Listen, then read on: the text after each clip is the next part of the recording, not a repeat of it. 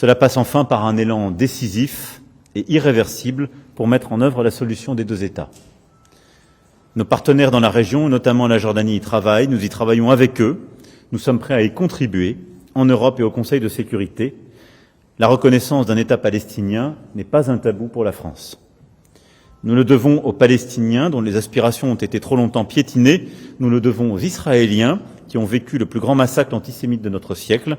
Nous le devons à une région qui aspire à échapper aux promoteurs de chaos et aux semeurs de revanche.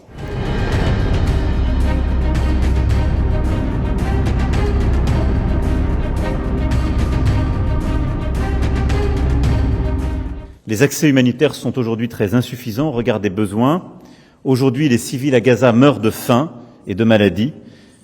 Je l'ai aussi redit au Premier ministre israélien, il faut ouvrir le port d'Ashdod. Il faut aussi ouvrir une voie terrestre directe depuis la Jordanie qui peut devenir une plateforme humanitaire complémentaire à destination de Gaza, à laquelle la France est prête à contribuer. Enfin, il faut ouvrir tous les points de passage, y compris au nord de la bande de Gaza, où la situation est dramatique.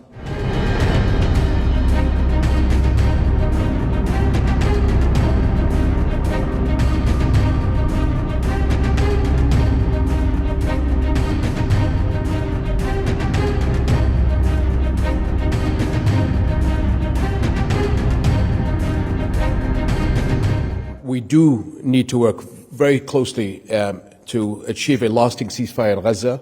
An Israeli attack on Rafah, where nearly 1.4 or 5 million people have been pushed into a small area to take shelter from the ongoing devastation, will have catastrophic humanitarian consequences that cannot be accepted.